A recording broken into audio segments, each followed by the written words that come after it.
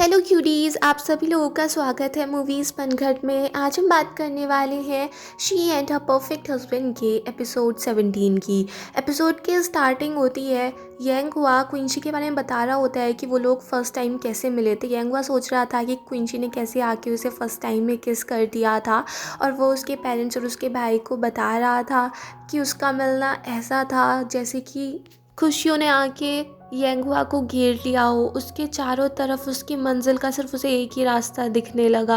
वो बहुत ज़्यादा पोइटिक होके क्विंची की तारीफ़ कर रहा होता है, और उसे सुन सुन के क्वीन वेन्यू बहुत हंस रहा था कि वो इतनी अच्छी कैसे हो सकती है, वो तो सुनामी है, सुनामी। यांगवा कहता है कि क्विंची इस दुनिया की सबसे ज़्यादा अच्छी लड़की है। रैन में उससे पूछती है कि क्या तुम लोगों का लव एट फर्स्ट साइट हो गया था। यांगवा कहता है मेरे लिए तो लव एट फर्स्ट साइट ही था। क्विंची के डैड कहते हैं कि चलो ये अच्छा है, तुम लोग आपस में प्यार करते हो, सारी चीज़ें अच्छी हैं, बट प्यार ऐसे थोड़ी ना चलता है और शादी ऐसे थोड़ी ना चलती है। अब तुम बाहर रहोगे, क्विंची यहाँ पर अकेली रहेगी, तो फिर तुम लोग कैसे मैनेज करोगे। एक काम करो, तुम अपनी जॉब चेंज कर लो और तुम भी फिर यहीं पे रहा करना। यांगवा कहता है कि मैंने आप सबसे झूठ बोला था, ऐसा कुछ नहीं है, मैं विदेश भी नहीं था, मैं यहीं पर था। और तभी वहाँ पे क्विंची आ जाती है। वो यांगवा से कहती है कि तुमने बहुत ज़्यादा ड्रिंक कर लिया, चलो चलते हैं। बट क्विंची के डैड मना कर देते हैं कि कोई कहीं नहीं जा रहा है, और वो क्वीन वेन्यू से भी कह देते हैं कि गेट पे खड़े हो जाओ, किसी को बाहर नहीं जाने देंगे हम। फिर यांगुआ बता देता है कि वो कोई नौकरी नहीं करता है, वो स्टॉक्स की ट्रेडिंग करता है, और साथ में वो अपने पेरेंट्स के घर पे रहता है। जिसे सुन के क्विंची के डैड कहते हैं कि अब शादी के बाद कहाँ पे रहने वाले हो तुम। यांगुआ कह देता है मैं क्विंची के साथ उसके घर में रहा करूँगा। और तभी क्विंची की मॉम भी बाहर आ जाती हैं। वो तो यांगुआ को मारने के लिए चढ़ जाती हैं कि ऐसा लड़का मेरी बेटी से शादी करना चाहता है, वो तो बस इसके पैसे के लिए उससे शादी कर रहा है, क्योंकि खुद के पास तो इसका कुछ है नहीं। और फिर क्विंची को डांट रही होती हैं कि जुनूई से ब्रेकअप इसकी वजह से किया था ना, अब देखा है कैसा लड़का है, इसके पास एक जॉब तक नहीं है, ये कहाँ जुनूई से अच्छा है। जुनूई को तूने इतने सालों तक डेट किया, तुम लोग शादी करने वाले थे, और अब तूने ये लड़का उठा लिया है, इसके पास तो कुछ है ही नहीं। क्विंची भी गुस्से में बोल देती है कि क्या बार बार जुनूई लगा रखा है, पता भी है मैंने उससे ब्रेकअप क्यों किया था। मैंने उससे ब्रेकअप नहीं किया था, बल्कि उसकी मॉम को मैं पसंद नहीं थी। क्यों पसंद नहीं थी? क्योंकि उसे हमारी फैमिली पसंद नहीं थी। उसको नहीं चाहिए था कि उसका बेटा एक ऐसी लड़की से शादी करे जिसके घर में बहुत सारे डिवोर्स हो चुके हों। वो मुझे कभी पसंद नहीं करती थी, इसलिए मुझे जुनूई से ब्रेकअप करना पड़ा। और यही सारी बातें क्वीन वेन्यू अपनी मॉम को बता रहा था कि मॉम क्विंची के साथ आज क्या क्या हुआ, और बहुत ज़्यादा हंस रहा था कि क्विंची कितनी एरोगेंट रहती है, अब देखो उसकी लाइफ कैसी चल रही है। और क्वीन वेन्यू की मॉम अपने बेटे को ही मारने लगती हैं कि तू कैसा भाई है, तेरी बहन के साथ इतना कुछ हो गया और तुझे हंसी आ रही है। उस जुनूई ने हमारी फैमिली को बेइज्जत किया, तेरे डैड को बेइज्जत किया, और तू उस पर ही हंस रहा है, तो उसको अच्छा बता रहा है, अपनी बहन की साइड नहीं लेगा क्या? कैसा भाई है तू? फिर दिखाते हैं क्विंची गुस्से में जाने लगती है। फिर यांगवा बोल देता है कि आंटी भले से मैं कैसा भी हूँ, मगर मैं क्विंची को कभी दुखी नहीं होने दूंगा। वो जैसी है मैं उसको कभी चेंज होने के लिए नहीं बोलूँगा, वो जैसी है बहुत अच्छी है। फिर क्विंची और यांगुआ जाने लगते हैं, तभी पीछे से क्विंची की मॉम आ जाती हैं और वो क्विंची को उसका हाउस होल्ड रजिस्ट्रेशन दे देती हैं। कार में क्विंची यांगुआ को डांट रही होती है कि जब मैंने सब कुछ बता दिया था कि कैसे कैसे क्या क्या बोलना है, तो फिर तुम्हें सब सच बोलने की ज़रूरत क्या आन पड़ी थी। जब वो देखती है तो यांगुआ सो चुका था। फिर दिखाते हैं ऑफिस में वूफी के पास एक सीडी आती है। जब वो उसको ओपन करती है तो उसमें डिबेट कंपटीशन के बारे में दिखाया गया था, और उसको देख के वूफी रोने लगती है, क्योंकि उसको पता चल जाता है कि क्विंची और जुनूई इसमें कितने ज़्यादा क्लोज हैं, और दोनों ने मुझसे झूठ बोला कि वो दोनों एक दूसरे को ढंग से नहीं जानते।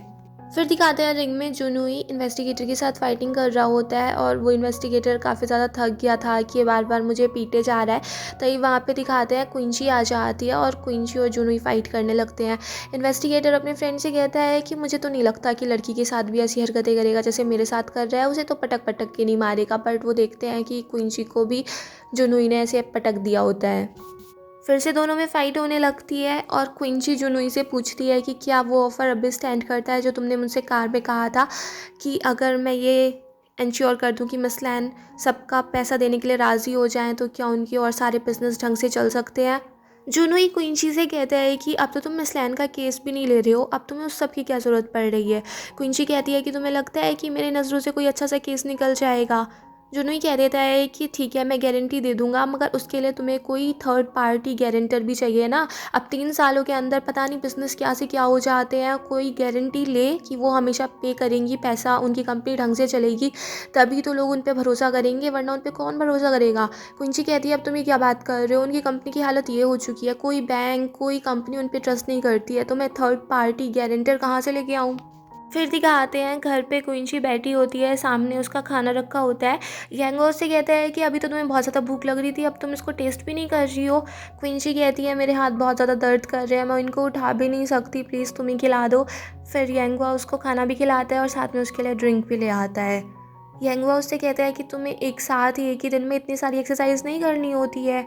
और फिर वो उसको सॉरी भी बोलता है कि उस दिन मैंने कुछ ज़्यादा ही ड्रिंक कर ली थी और मैंने पता नहीं क्या क्या बोल दिया। क्विंसी कह देती है कि उसके बारे में कोई प्रॉब्लम नहीं है और फिर तुमने सारी बात संभाल भी तो ली थी, तो सब ठीक है। फिर यंगवा उसको ये भी बताता है कि सबको एक थर्ड पार्टी गारंटर ही चाहिए, तभी उस नस्लैन के बिजनेस में कुछ हो सकता है, और बैंक इतने बड़े रिस्क के लिए तैयार नहीं है, तो बैंक की बजाय अब हमें कुछ और ढूंढना होगा। फिर क्विंसी उससे कह देती है कि चलो इसमें तुम्हें मेरी हेल्प करनी होगी। फिर दिखाते हैं क्विंसी यंगवा चाहते हैं टेंगुई और मिस्टर जिन के पास। क्विंसी टेंगुई को बता देती है कि वो मिस लैन का केस हैंडल कर रही है।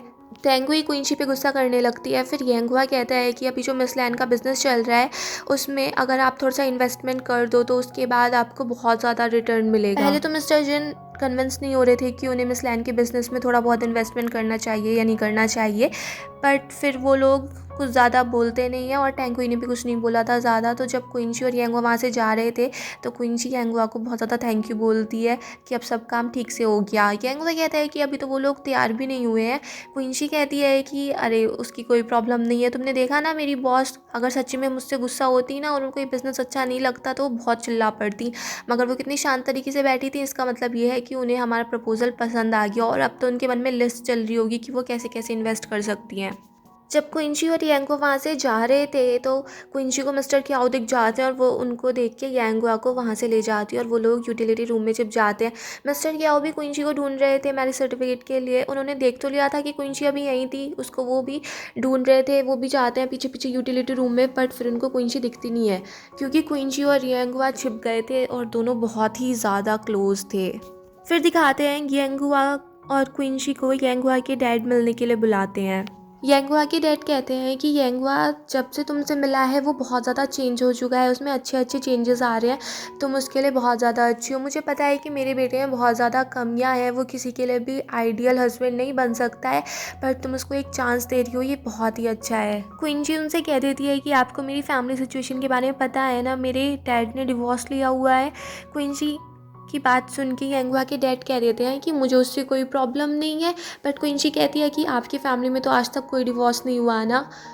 यांगुआ के डैड कहते हैं कि अरे सब चल जाएगा, और वैसे भी जो डिवोर्स फैमिली से बच्चे होते हैं वही ज़्यादा मैरिज की अहमियत समझते हैं, उसकी कीमत समझते हैं, और वो बार बार डिवोर्स नहीं लेना चाहते हैं। और यांगुआ भी क्विंसी से कह देता है कि मुझे भी कोई प्रॉब्लम नहीं है।